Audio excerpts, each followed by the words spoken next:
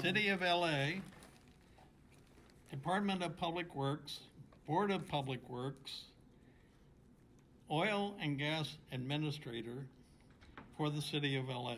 He has paid staff, he has the inclination, he's trying to deal with the CSD in LA County, but also the 2,500 foot setback for the City of LA. Oh, really? So, Did they pass that, the 2,500? Not yet, but might say that one's gonna cost some money. It starts out. State agencies shall regulate to prevent environmental damage. Not to minimize it, not to do anything, but to prevent it. And I say, prevention is a good intent. Have CEQA or EIRs prevented damage? no. But it kept me employed for 30 some odd years. So, I am presenting this as a member of the Citizens Coalition for a Safe Community, which is in Culver City. And that's because it's a 501c3, therefore I can deduct my travel expenses and things like that to this meeting. So, how to do it, how to use it will be in the afternoon, and be prepared. Think of any projects that you think are coming up or might come up to deal with in the afternoon. The morning session is primarily CEQA. How many people know the history of CEQA? When was it formed? It went through the California State Legislature and was signed by a guy named Ronald Reagan. Okay. So what is CEQA and why was it developed? Anyone have any experience? Ran rampant. DWP didn't know anything about environmental, but was getting water everywhere. And a lot of things were happening which were wrong. And they were so wrong that people finally said, enough's enough. And they said, okay, we'll go with a CEQA. So, for the morning, the basic element is introduction. And then we'll do CEQA. Then in the afternoon, we'll do how to do and use CEQA. You're all experts in something. And your life experience will judge how you will comment. Description. I never go to the executive summary. So, because I say from a legal standpoint, it's irrelevant. Because if you make a comment on the executive summary, they'll just tell you, go to text so-and-so. So always avoid the executive summary. Focus on what you're interested in. But before you go there, always go to the project description. It's usually item 2. Go to item 2.2, because the objectives of the project are fundamental to every EIR. In a mitigated negative declaration, has anyone ever heard that one? Yeah. Mitigated negative decs, standard of the industry for the city of Los Angeles and the county. Why? Because you don't have to tell your objectives in a negative deck. You have to state them in the EIR. Basic fundamental difference. Because in the EIR, you have to consider alternatives. And the alternatives have to be based upon what the objectives of the project are. So, I say in an EIR, you always go to project objectives first. And thank God for the internet. Always use a searchable PDF of the document. because that makes your life so much easier, because we had to do it with electric typewriters in the old days, and it was a pain in the bloody butt. So I say, these days, PDF, searchable, copyable. So, the current CEQA process, it's changing a little bit, but as you see, it can be quite large.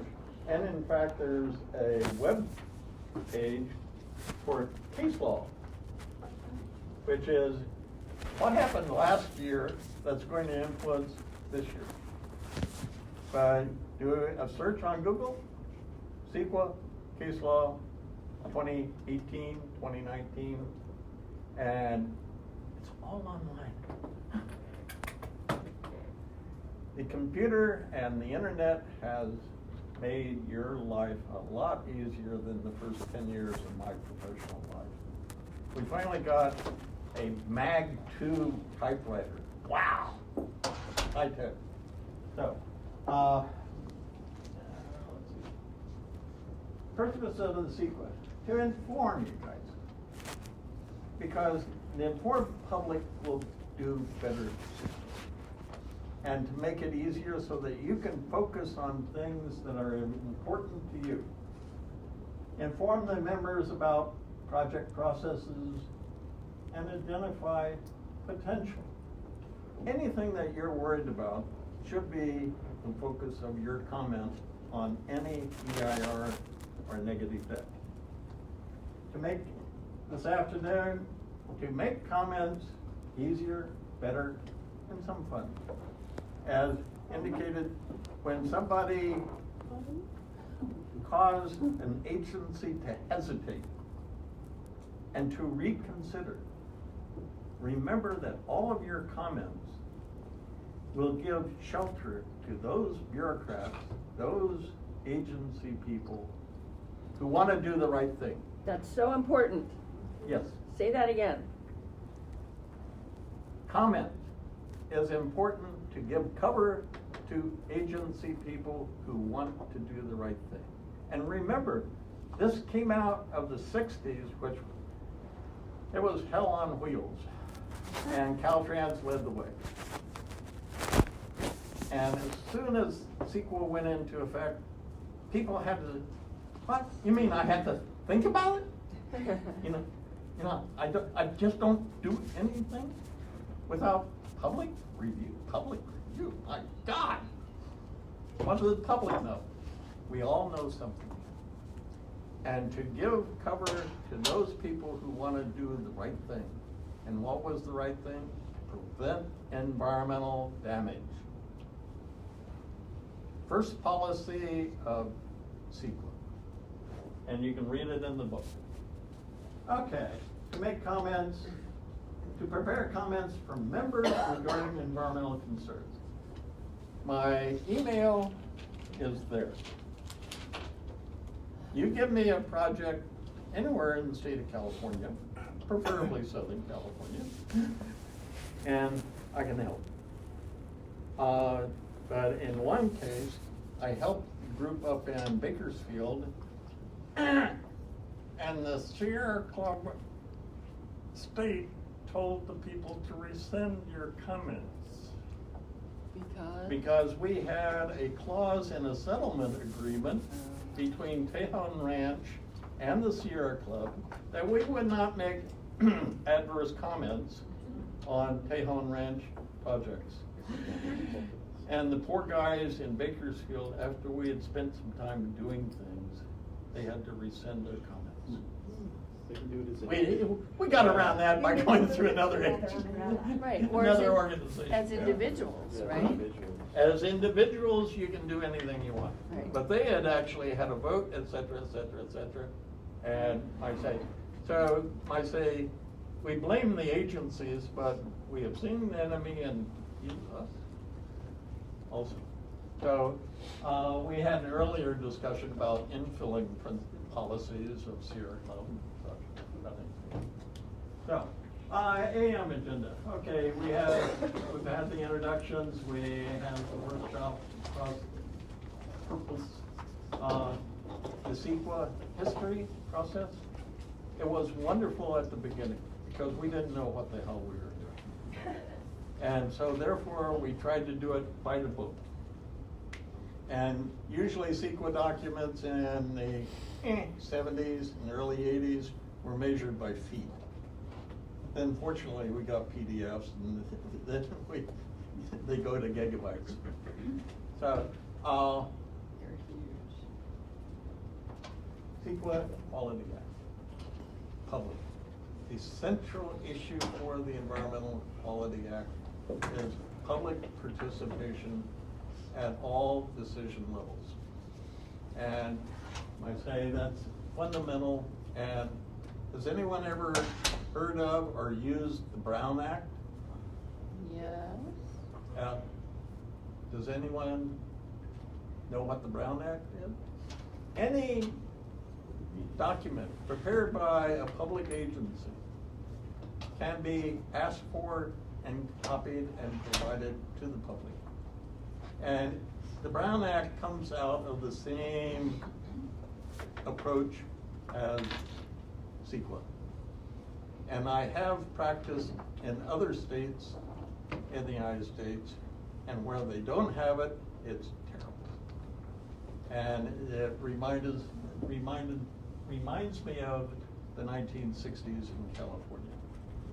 You can do anything you want if you're an agency in New York and a few other places without public review. Doesn't the Brown Act also, it regulates how decisions are made? They can't be made behind closed doors, you know, with No, certain. it just says No? any document is available to the public.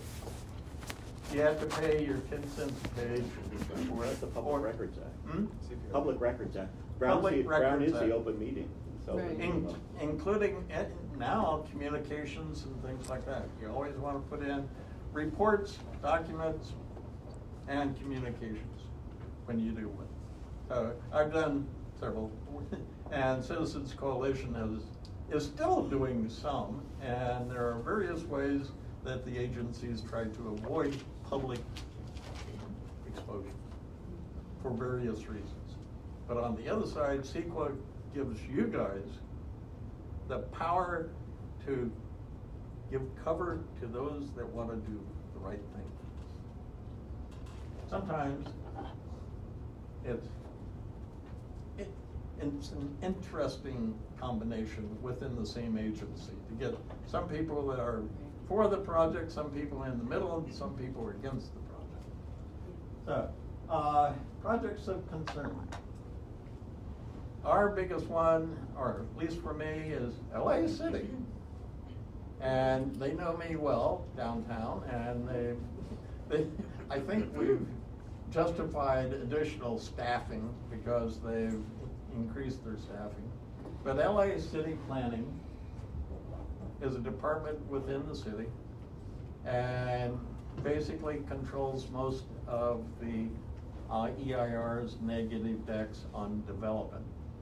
The Board of Public Works has Bureau of Engineering, Bureau of Contract Administration, things like that, which control the infrastructure, the hardware type projects within the city government.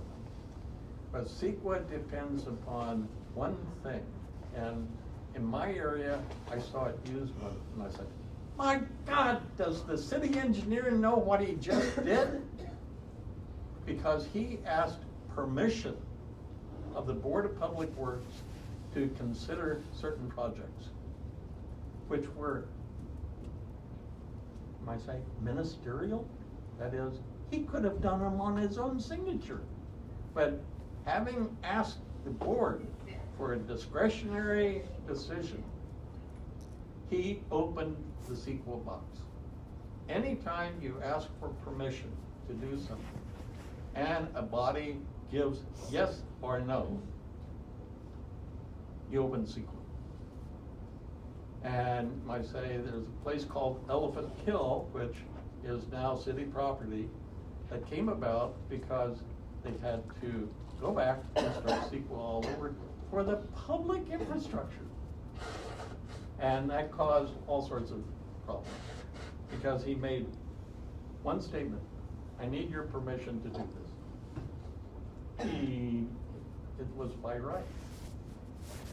By right along Sunset Boulevard would double the traffic on Sunset Boulevard from its current state to, quotes, by right, ministerial decision to expand floor area to its existing zoning.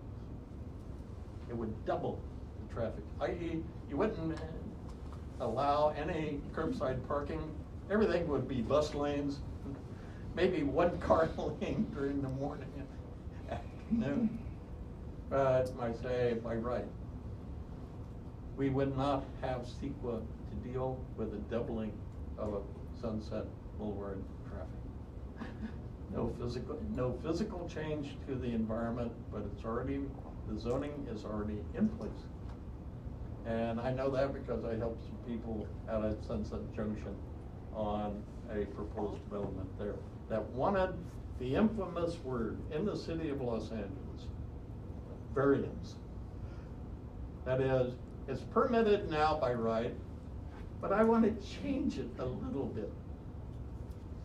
That discretionary decision to either approve or disapprove any change in the existing zoning requires CEQA review. So we always have an opening there, and most common variance is zoning conditions through the city planning department. So that's why I say LA City, LA County has the same issues. I don't know so many of them, but I do know those dealing with water supply, stormwater drainage, and sewerage. So that's where they come in. And any commission, you want to watch the commissions, because anytime commissions or boards or councils or board of supervisors make a decision and say, yes, we approve, no, we don't approve, there's a CEQA issue. If it's the Department of Public Works in the County of Los Angeles, it's, they know that most of their work has to be CEQA because they depend upon these, and so they prepare it as part of their normal process. So LA County, especially Public Works, the Board of Public Works in LA City do a lot of CEQA documentation. So, but it's all based upon those commissions making a decision. In the city planning department, it's the city planning commissions, regional planning commissions. If they make a decision, it has to have a CEQA document. Therefore, city planning prepares the CEQA documents to parallel the proposed project or the request for variances or changes in the current laws. So, project descriptions, they can be all over the place. Some of them are very good. Many of them are, I say, deficient. Estimated project schedule, they never give you enough time because it's usually 30 days, not more than 30 minutes, 30 days, and can be up to 45 days. And you can, as a commenter, you can always ask for extensions of the comment period. So if you think it's going to be a big one, you immediately ask for an extension. If you can find any deficiencies, such as for Third and Fairfax, they left out 6 figures out of a document. I said, hey, give us 3 days over the weekend. No, we work on the weekend, so hey, give us till Monday.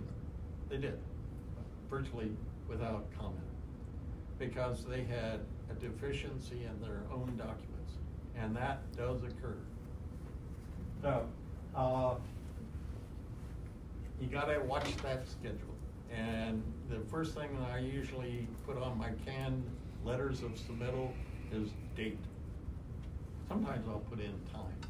because some people like 4 PM, some people like 5 PM, things like that. So, to the public. It's also, CEQA requires, I say, circulation to related agencies. So sometimes, if it's a water issue, the water board, if it's an air issue, the air boards will be asked to review and use as part of their CEQA compliance, a CEQA document prepared either by the county or by the city. Somebody brought up NEPA, National Environmental Protection Act. NEPA documents are commonly done by the Port of LA and the Port of Long Beach, because they have the Corps of Engineers sitting on their own. So anytime you have a federal participation and some of the federal funding of housing is now opening up the housing projects when there is federal money involved. So you might say, this is only CEQA, not NEPA. It's somewhat different, but very close in parallel. Yeah. So I had a question. Is there any public agency that reviews the requests for development or like variances? Or is it only private citizens who are reviewing the CEQA, or reviewing the requests and then finding violations?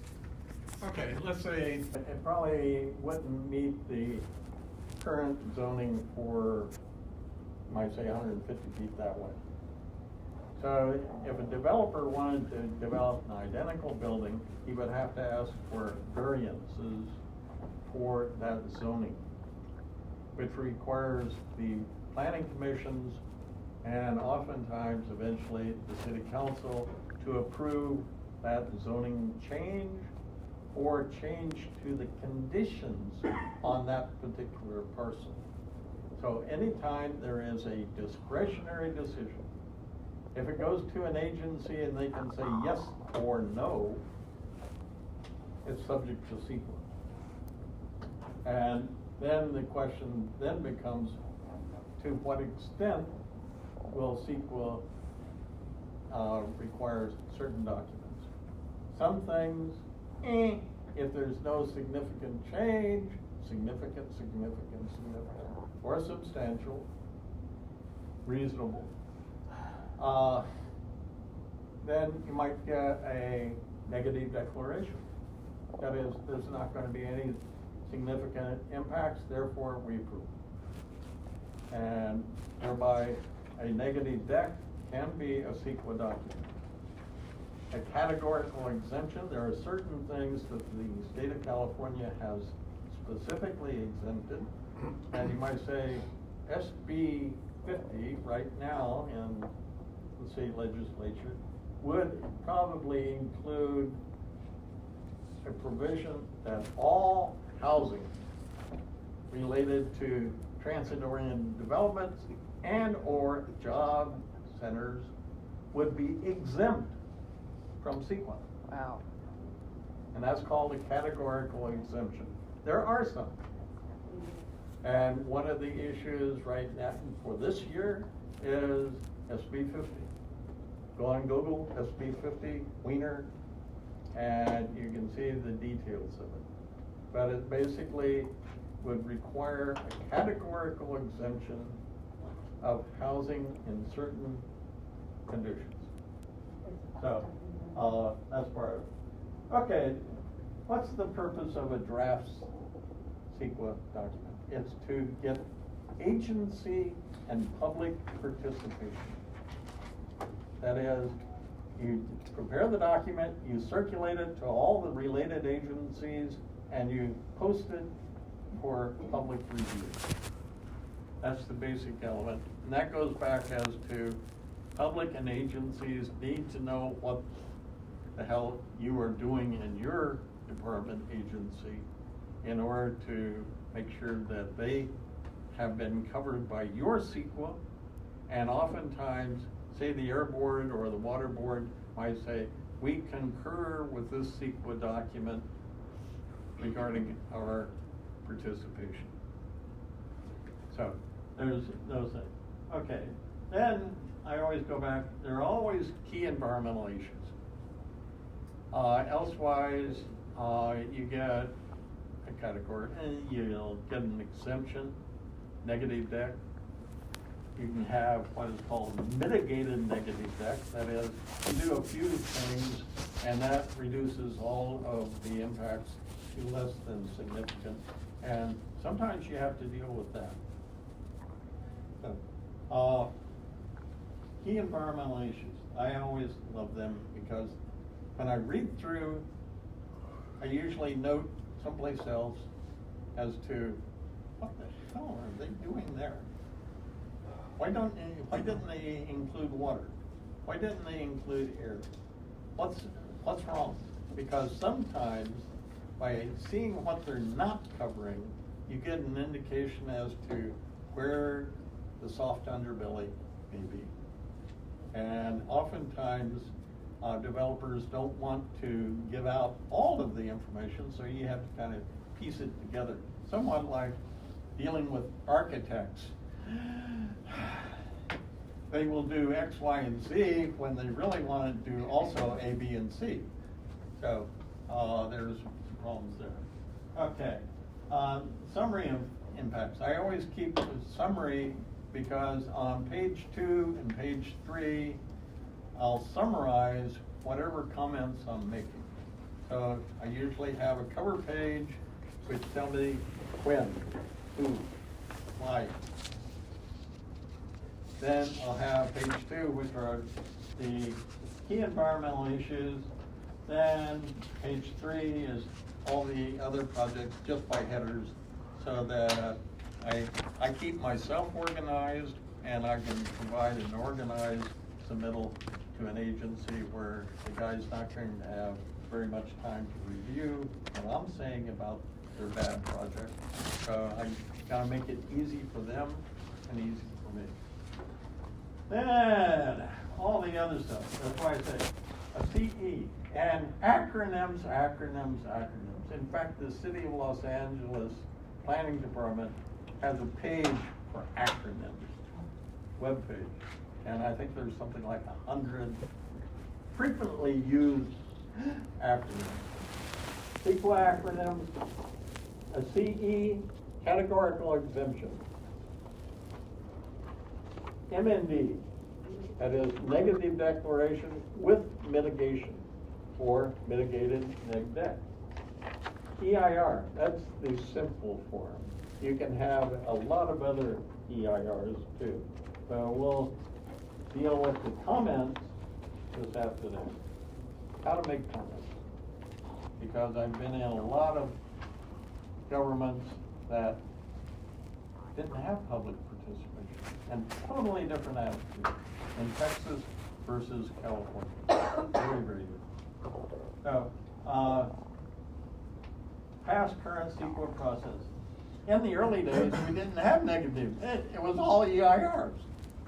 Because, I say, case law hadn't been developed very much, but then case law came in. And so we got exemptions, negative decks, and various styles of EIRs. Alternatives, mitigation, scoping, those have been included. Growth inducement is always a problem for the city planners. And because Yvonne's here, we have to deal with environmental justice. However, environmental justice is currently limited to NEPA. Really? So if you're in the airport, if you're in the seaports, and a few other places, you have to deal with environmental justice. We have to consider environmental justice because it's for low-income housing. And that will be a major issue, and comments, I've already submitted those regarding what they're going to have to do, and their life will be hell for some, but will give cover for others. What do you want to do? Right. Such as, what do you mean by affordable? What do you mean by low income? What do you mean? What do you mean? What do you mean? And one of the things I always ask for is glossary. And make sure you keep the same definition throughout the document, such as what is feasible, what is affordable, Right. things like that. So you can ask for things like that to be included in EIRs and negative declarations, mitigated or otherwise. Special exempted projects, the siloisms, and yeah, Yvonne, Pardon me, Dr. Tom. just say, hey! Yeah, sorry. I've noticed some people, I think, might have some questions. If the presentation is going a little too fast, I have index cards here. If you would like them to write, if you want to jot down a question, and then we can get back to it later. If anybody would like a card. If you want cards, or just speak up, say, hey, I don't understand. Just for clarification, for environmental justice, when you mentioned seaport and airports, so then there's, CEQA is different than environmental justice in how? Okay, CEQA and NEPA. NEPA is for the national. Anytime federal money is involved, or federal permission, Caltrans, on the infamous State Route 710, it was a combined document which had to comply with both CEQA and NEPA. The ports of LA, the airport, any time there is any significant federal participation, either by jurisdiction or by funding, they have to include NEPA. NEPA includes specifically environmental justice considerations. So the I-710 South, which is underway currently, trying to figure out what to do, is subject to a section on environmental justice. Whereas a city street of LA, they don't have to include it now.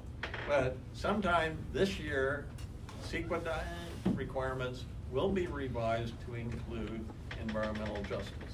Then the question will be, what the hell is environmental justice? Yeah. And defining that will be critical. Okay. Yeah. When you said federal funding, does that include like tax credits, like for solar and low-income housing? Tax credits, yeah, especially right now, anytime any agent in the federal housing agencies are involved in local projects, they may be subject to NEPA. And you have to get a clarification of that, especially when the project is first proposed. Is this covered by NEPA? And that can be a specific comment that you consider. If they circulate an EIR and it includes federal assistance in housing specifically, and if it's like 30% of the total cost of the project, then might say you can make a comment that this must comply with NEPA. And one of the first issues, especially on housing, is environmental justice in regard to affordability and how people are selected for the housing. So you got public participation there. And I've seen them. And might say, as I point out, after considerations, the City of Los Angeles Planning Department changed it from homeless housing to veterans, disabled, extremely low income, and senior housing. Because the public commented and said, no, this ain't right. It can't be just for homeless. It has to be for a wider thing. The real problem then comes as to how are people going to be selected for those units? $600 for a studio apartment a month on a main transit bus corridor? Hey, that's worth it. And our senior club was very, very, very, very interested in how they can apply. So, yeah. So also waterways, right? Navigable waters of the US, which include some of our streams and creeks and rivers and wetlands In too? general, the water rights, unless it's federal, and there's some issues regarding water under federal properties, is not, might say, involved in NEPA, unless it's going to be like Hoover Dam or something. No, but we have NEPA on the Biona restoration. Yeah, that's because the Corps of Engineers has to approve dredging, because that's considered a tidal water and or water of the United States. Right. So they can be brought in.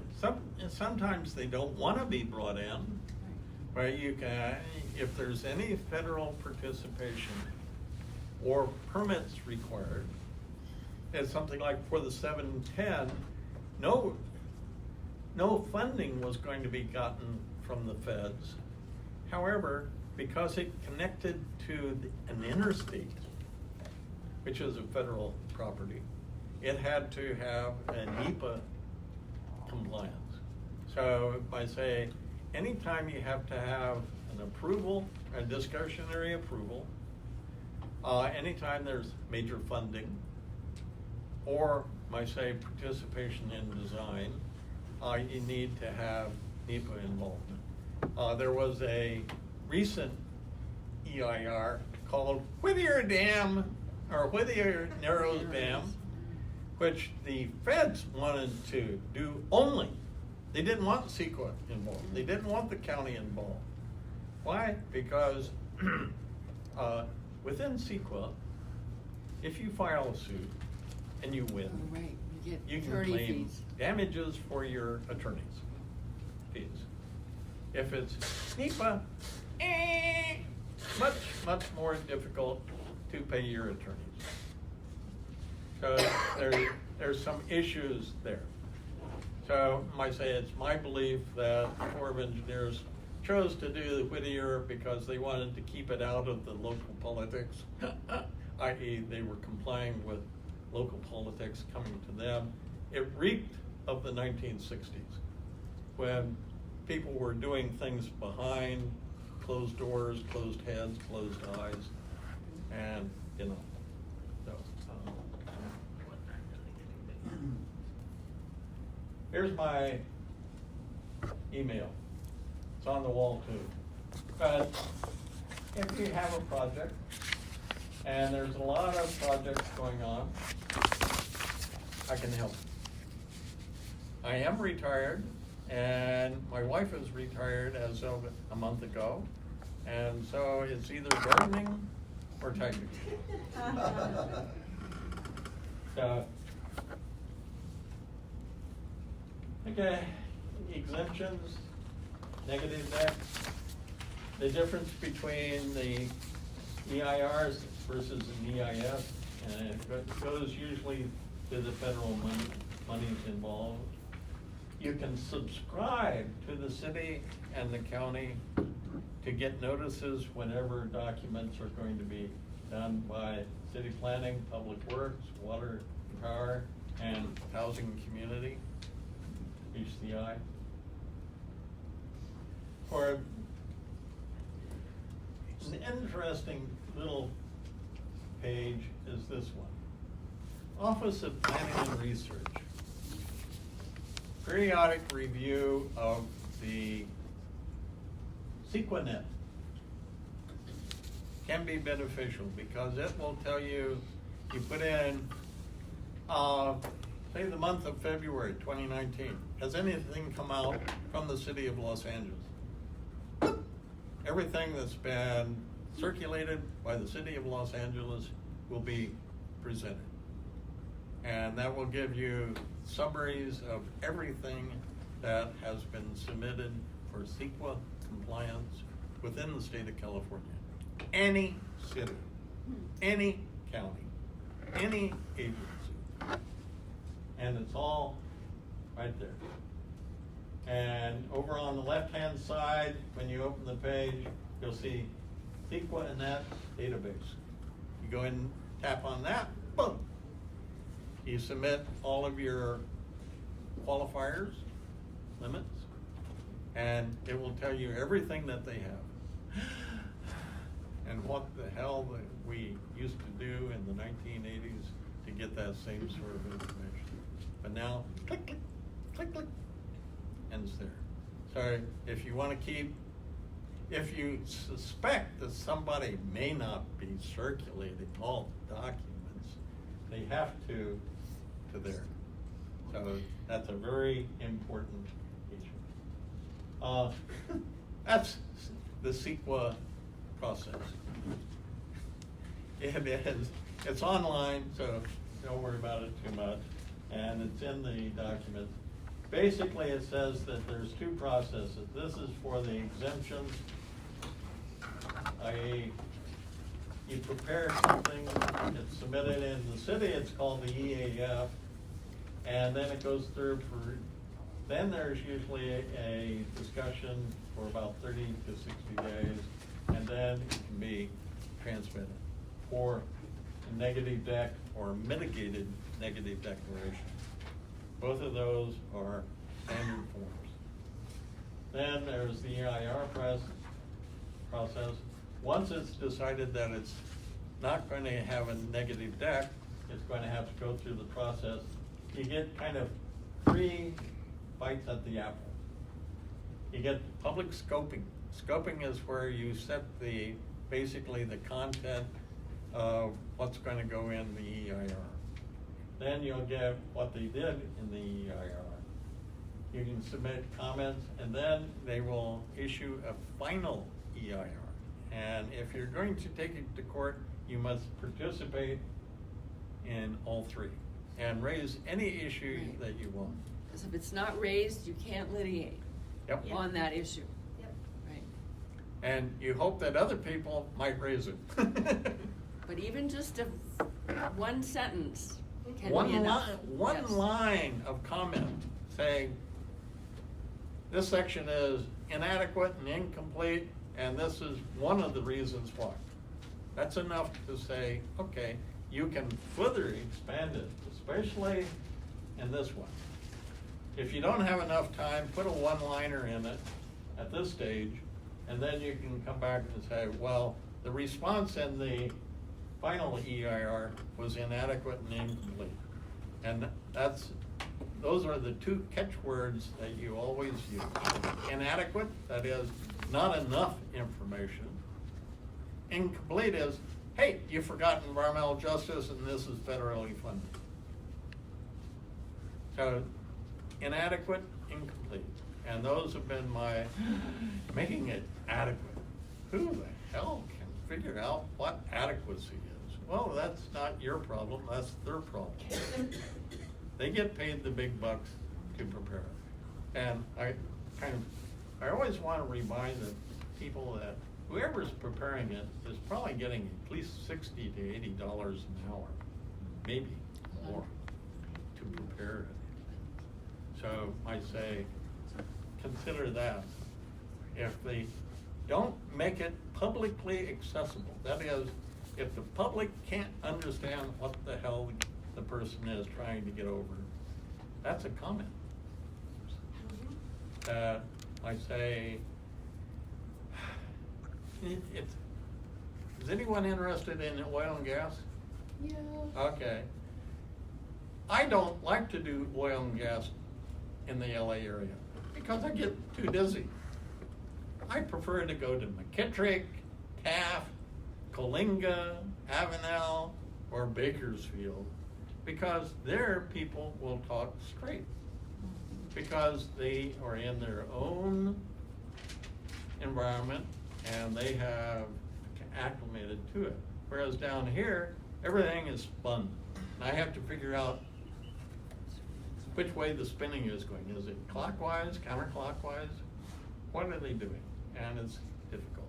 And we've had to deal with the Inglewood oil field and with the Southern California Gas Company. So, and I say, one of my reports led to basically mostly closed down Montebello gas storage field. That's why I know Yvonne from the Montebello gas field. Because they lied Oh, yeah, to the California Public Utilities Commission. they're still lying. Yeah, and I say the blowout well in the Alicio Canyon had for over 10 years records showing that they had a subsurface shutoff valve. Guess what? In public presentations, one of the managers said, "Oh, we had so much trouble with those shutoff valves in the 1970s. We took them all out in 1979. Wow. However, documents submitted to the state of California in compliance with a permit said that they were There. in place at 8,350 feet, I think it is, for over 10 years, from year 2000. Wow. Seems kind of strange. So, the 1960s are still preserved by some people. This is the basic process, and you get 3 bites at the apple, and down here, after the agency consideration. So this is all in the packets. It's available online, or you may have already received it. So, information sources. CEQA information sources and LA City. All of these agencies here provide information that is very useful to environmental review. Such as California Association of Governments. They do all of the projections for population, households, and jobs within 6 counties. The scoping documents. The what? Scoping documents? Yeah, okay. Scoping.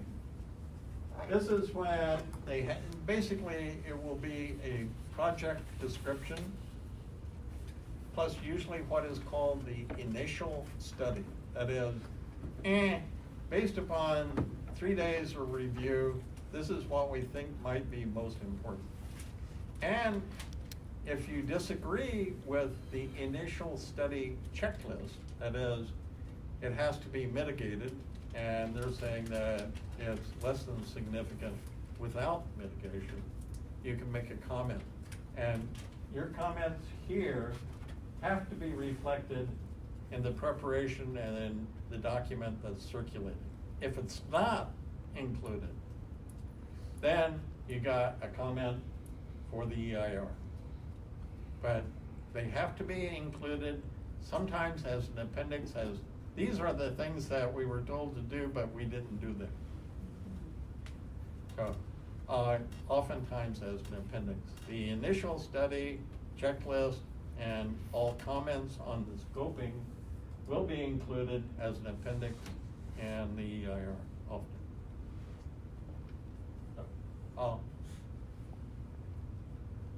Any other question? Okay. These are the ones I use. The ports have a lot of information regarding the port area, metropolitan water districts, water reclamation districts. They have a lot of good data about what the conditions are. Oh my God, I forgot AQMD. AQMD has one map that I always reference as to where the air pollution is. And you don't really want to live in the 710, 110 corridors because of the noise. For the one that says CADOC, could you please spell out those words? Okay, CA, California, Department of Conservation, Okay. Division Oil, Gas, and Geothermal Resources, or DOGGR, as it's called. And they have issues regarding the methane and the Baldwin Hills Community Standards District. And that was where Citizens Coalition for a Safe Community came out. It's CSD is important because it's the only time within the state of California where local agencies have gotten involved in the operation and development of an oil field. In other places, the county usually wants to give it all over to the state so that they don't have to deal with it at all. But because they had 2 blowouts in Culver City that required evacuation of, I think it was like 300 families or something like that, that got the notice of the county. And it's the only one in the entire state where the community members have monthly meetings to report what's going on in the oil field and discussion regarding complaints and other information. But it's a model, as CSD is the only one that I know of in the United States. And what's it CSD stand for again? Community Standards District. LA County came up with that in order to deal with the equestrian issues. The equestrian? The equestrian path? There are, if you go into LA County, put in Community Standards Districts, and they'll give you several web pages as to, and the where it came from was that some areas wanted to have provisions for horses. And so rather than doing it plot by plot by plot by plot, they came up with the idea of having basically a horse owner association for how to keep stables, how to keep equestrian ways, how to do bridges, who's going to pay for it, and who's going to clean it up. Right, the waste. And that was done. And that's why it's so important as part of the Baldwin Hills that it was the first time ever that it was applied to the oil and gas industry. And since Alicio Canyon gas field is in the county, that seems like a possible issue. The next time the county has to do anything in the way of an EIR for oil and gas. So there are huge numbers of sources. I always do my earthquakes because I'm a geologist. So that's available for any earthquakes from 1932 to date, anywhere in the state of California. So I say, all you have to do is get the latitude, longitude, well, put it in, there it is. Can I mention? I always like to put in Google because it covers everything. So you added AQMD, and I think that's important. For some reason, Yeah. you know, You mentioned it. South Coast Air Quality Management District. Okay. If you go on Google and just type in AQMD, it'll give you the page. Because And from that, yeah. they do environmental reviews of other agency documents. So sometimes you want to check out what they have said, if you can, but they usually wait till the very last moment. But at least if you can see that they have been helping. And in one case, we believe we reviewed a negative declaration for a warehouse on Redondo Beach Boulevard at the 110. And we made comments regarding it to AQMD board. And for some reason, the state attorney general sends in a 7-page comment letter to the city of Los Angeles saying pretty much exactly what we had said, that it needs to have an EIR, not a mitigated neg deck, because it's too significant. But the state attorney general, we think through a representative on the AQMD board, heard about it. Yeah.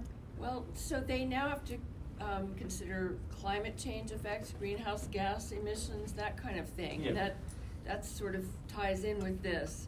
And also with environmental justice, because some Yeah. of these areas, you know, that's a real consideration. The door has opened, especially environmental justice, they're still trying to figure out what to do with that at the local level. At federal level, you know, well established. But might say, AQMD has taken a kind of lead on the 10th year anniversary, and they have to review, revise, and update their document. So it's an important issue. I say, again, this is the only one in the United States. And I don't know if they'll actually go through a CEQA process for the update. They should. And it's something like, right now, the city of Los Angeles is updating their general plan.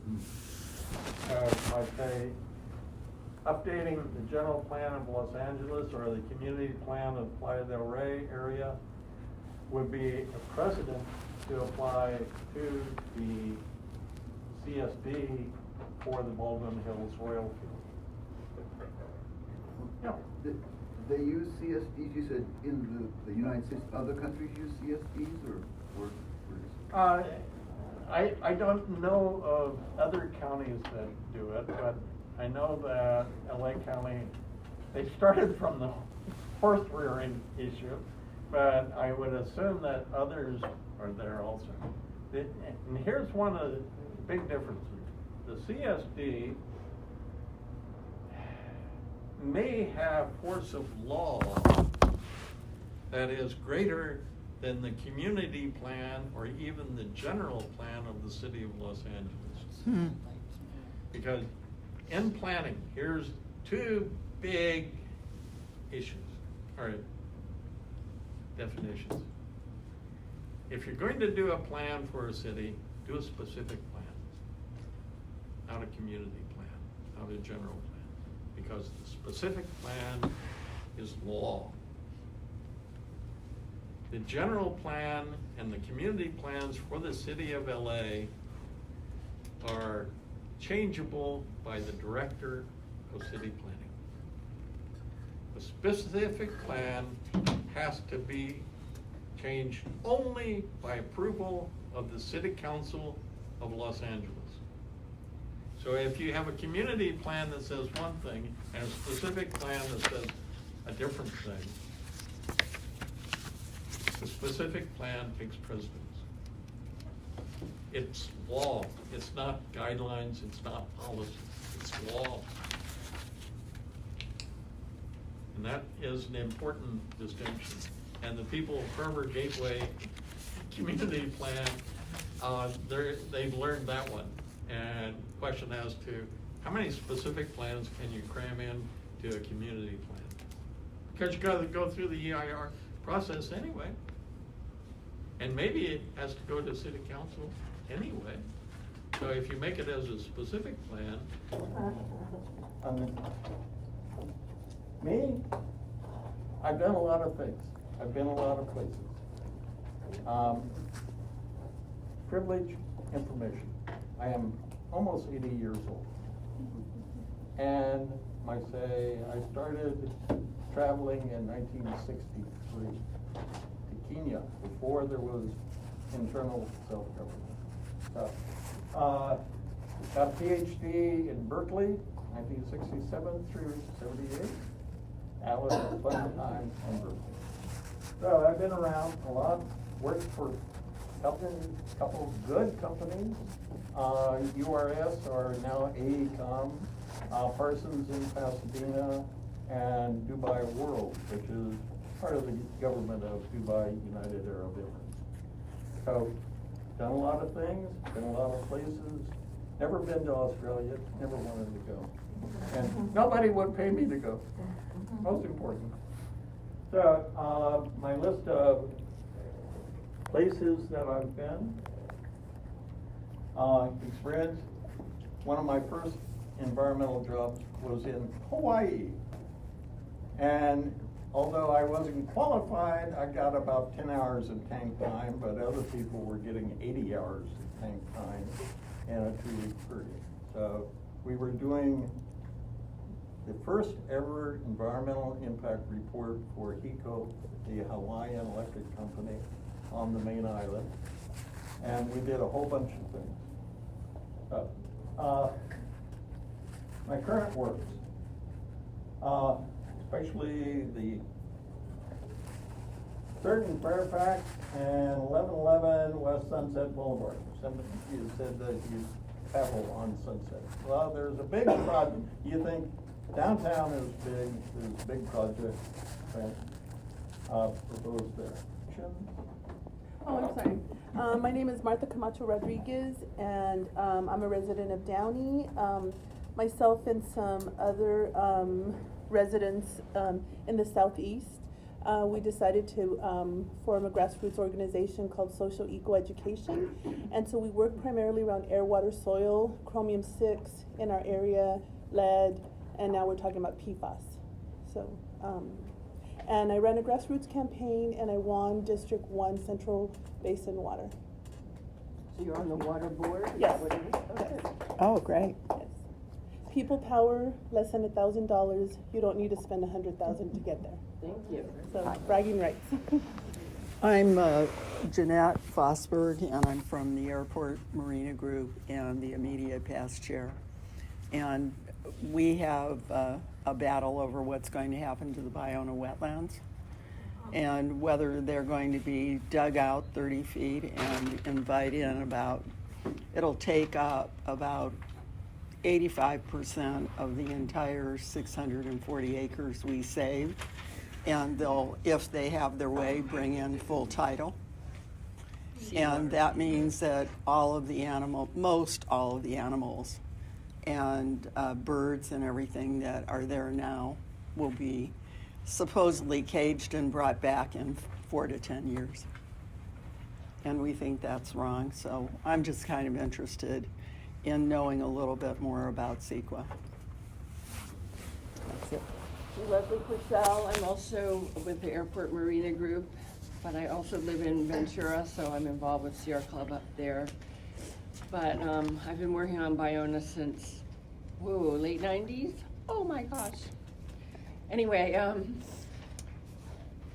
yeah, a lot of issues in regard to that. Plus, wanting to do more of a watershed-wide approach to how we're handling water and runoff and those kinds of things. Also, I was involved with some of the burial issues, burials being dug up when they did the runoff channel for now Playa Vista and graded the bluff above the freshwater so-called marsh. And anyway, so there are a lot of issues I got involved with, and we now have a CEQA and NEPA process going on for the so-called Ballona restoration plan. So, This is only for CEQA. Right. This morning. Right. And it's supposed to come out. It's supposed to have come out, but it hasn't come out yet. The document. Oh, well, my name is Yvonne. I'm the other Yvonne, and I'm on the Environmental Justice Committee with the Sierra Club. I live in Tarzana.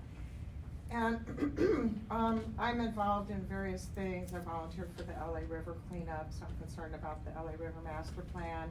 My community, they were gonna have put up a cell tower right next to Reseda Park, which is sort of there's like a bird refuge. There's a pond and everything that the city built. And so our neighborhood council had approved it, and I disapproved, and continued with the South Valley Planning Commission, and then I filed a CEQA complaint, and the Superior Court judge accepted it, but then the city attorney wanted money for transcribing all these minutes, and anyway, long story short, I just ended up dropping that, but I called back about 6 months later, and they said there was too much protest that the project did not go ahead. So I was very grateful for that. Yeah, and then I work for my company. I work for an architecture firm, and so I kind of like to keep an eye on all the projects that they're doing. And what I was very grateful. Insider information. Yeah, and so they had me.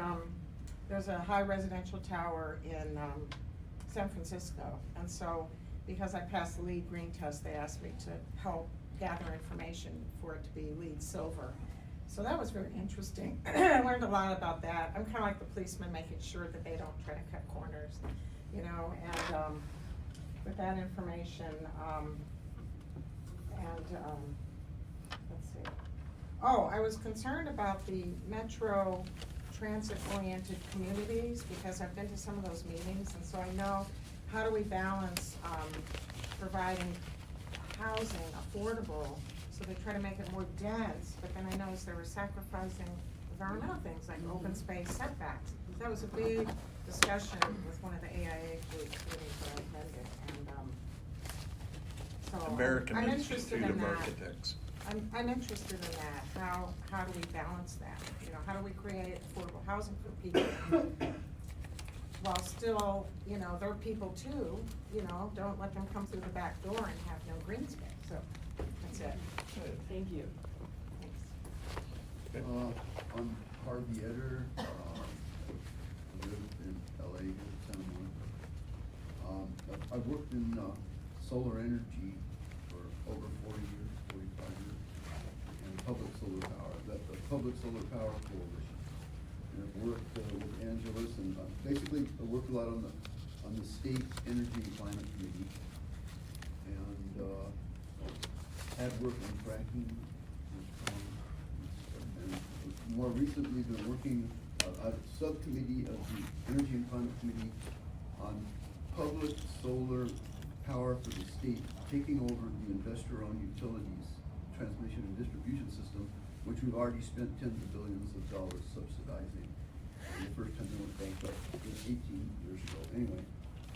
And you know, there's a contradiction, expanding their monopoly into a competitive industry, et cetera, and being pushers of fossil fuels and things. I'm Susanna Ragos. I live in Beechwood Canyon. I grew up in LA, and I've always been interested in environmental issues since I was a kid. And just watching what's happening with all the overdevelopment, and you know, I love the beach and everything. And I started volunteering with the Sierra Club, I guess about a year ago. And so I'm glad to be taking more action now at this time of my life. Hi, I'm Ida Shuri, and I'm an attorney. I actually went to Berkeley too, and awesome place. And I have always been involved in environmental issues, more so in like the volunteer, like cleanup, whatever kind of involvement. And it wasn't until I think you know, when they do permit revisions, they have to email or mail the permit to the neighborhood. And my mom lives in Manhattan Beach. I live in the South Bay, and Chevron refinery is there, and so many other horrible places.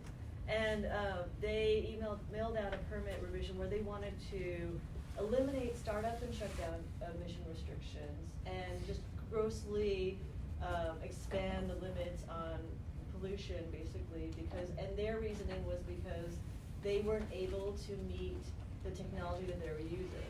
So They weren't able to what? like the BACT, the best available technology, they were saying, oh, we set our limitations too low, and because we've been violating it, we want another permit to allow ourselves more expansive emissions, which to me was ridiculous, because it's like you're saying like you can't do what you're supposed to do.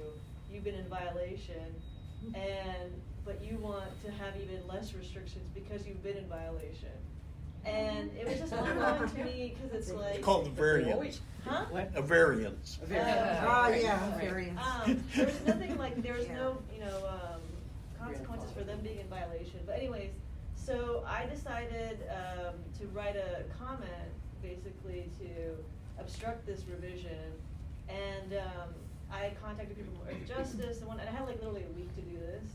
And I got into environmental law, and I just found it to be very convoluted and confusing, and like, I got into like CEQA and all these other things, and just like, there was just so much information, and the permit revision itself was convoluted, and they made the EIR report not available online. You had to go to a library during hours that like no one can ever go to, and so it was just like very frustrating, but I got it in, and they said that it wasn't enough to block, to like make it, like there's no legal argument per se that it was illegal, but they would hold a town hall.